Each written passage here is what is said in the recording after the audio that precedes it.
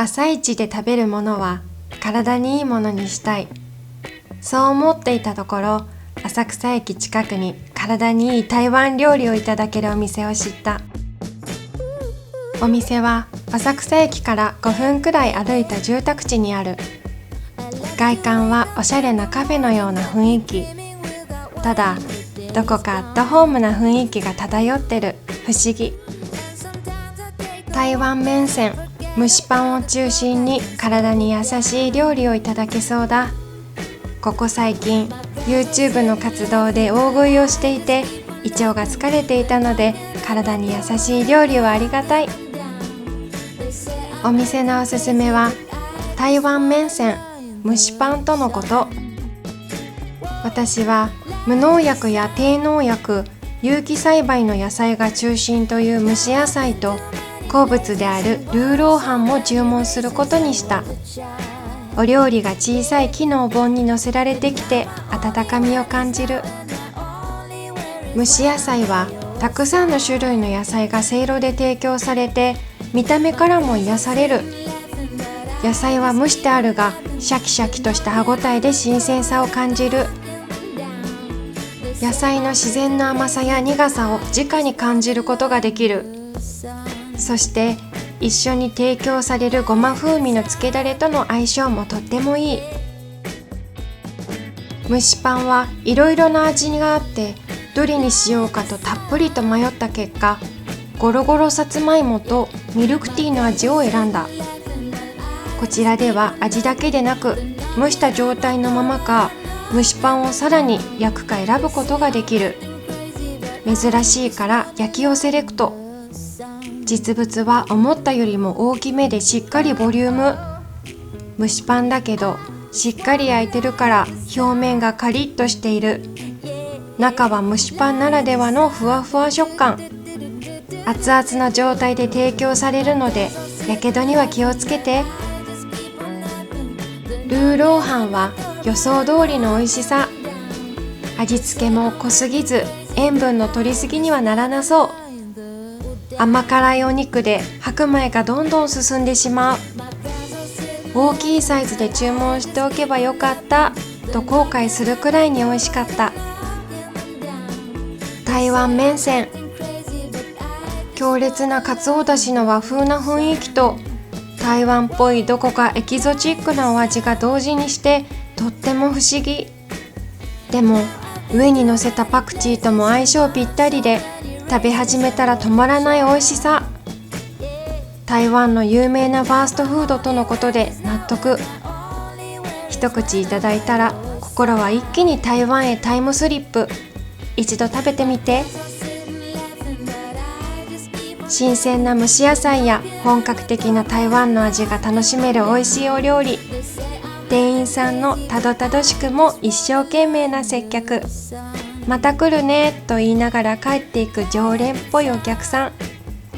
そういったいろいろな要素がこのお店のアットホームな雰囲気を作ってるんだろうなと思いながらお店を後にした。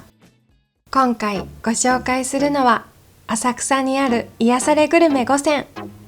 観光地としてにぎわう浅草は今日も多くの観光客でにぎわっている。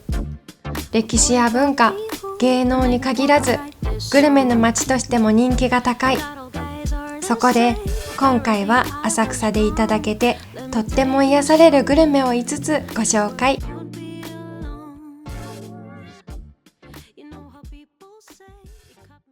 ここ最近はとにかく暑かったのもあり、続いて訪れたのは浅草うなな。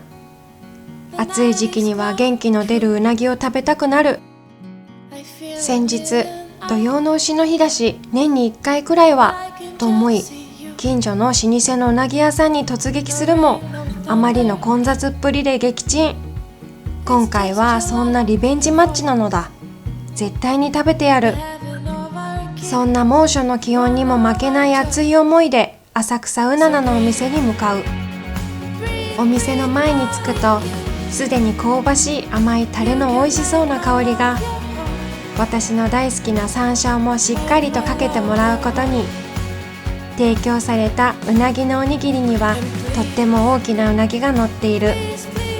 表面は濃厚なタレが塗られており、食欲がそそられる。ガブリとかぶりつくと、炭火で焼いた香ばしい香りと濃厚なタレのお味が口いっぱいに広がる。うなぎは一度蒸されているからふわふわ食感。ご飯はかわいい三角おにぎり。ふわっというよりぎゅっと握られている。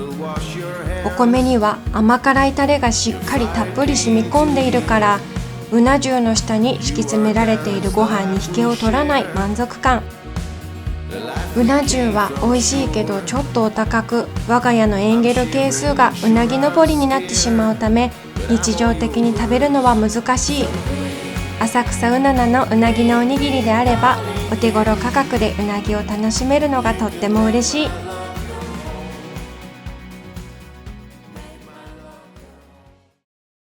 スチームスと浅草うななの2店舗を回り、私のお腹は満たされた。ただこの日は猛烈に暑かったので、どこか冷房の効いた部屋に入りたかった。そこで続いて訪れたのが浅草うななの近くにあるカフェのフェブラリーキッチン。花屋敷のすぐ裏に位置するカフェだ。お店はモダンっぽさと浅草の和風っぽさの両方を感じられるお店構えが特徴。花屋敷のすぐ裏だから、絶叫マシンからの楽しそうな悲鳴が入り口のドアが開くたびに飛び込んでくる。まるで遊園地の中にいるみたいだ。私が注文したのはこちら。アイスカフェラテ。コーヒーとの相性がよく新鮮な牛乳が楽しめるアイスカフェラテ。寒い日の温かいカフェラテも好きだが、暑い日にいただくアイスカフェラテは本当に美味しい。美味しい飲み物と涼しい環境を楽しんで、エネルギー補給をした後も私の浅草観光は続く。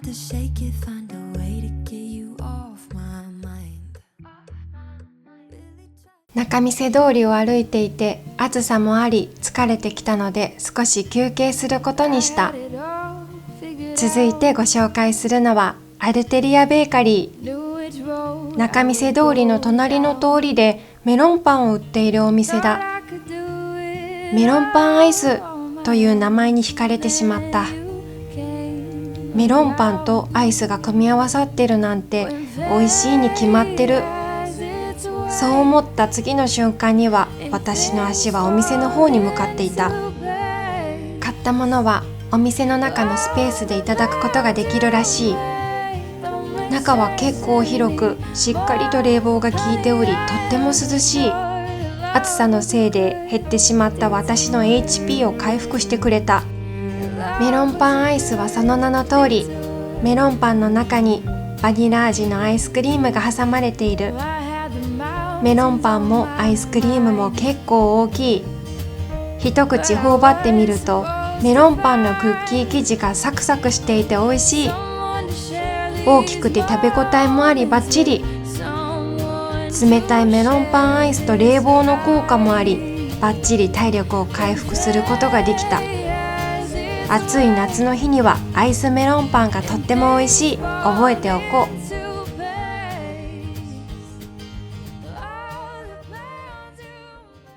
私の浅草観光も大詰め。ここまでたくさん食べてきたが、最後にどうしても行きたいお店が一つある。ということで最後にご紹介するのは鳩屋浅草。漢字で88と書いて鳩屋と読む。鳩屋浅草は隅田公園裏にある古民家を改装した日本茶スタンド。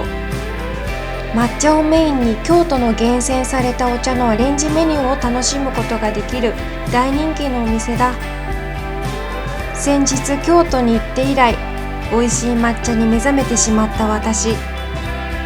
都内で美味しい抹茶スイーツがいただける場所を探した結果、このお店にたどり着いたのだ。お店の中はコンクリート基調のスタイリッシュなインテリア。茶葉や香ばしさの違いを実感できる2種類の抹茶ラテが看板商品。私は宇治田原産抹茶ラテ1を注文。抹茶ラテは砂糖不使用だからミルクや抹茶本来の甘さ、しっかりとした抹茶の苦さを楽しめる本格的なお味。ちなみに抹茶ラテは抹茶泡をトッピングすることができる。抹茶泡を追加すると甘さと抹茶感が加わるとのことで、こちらも注文してみた。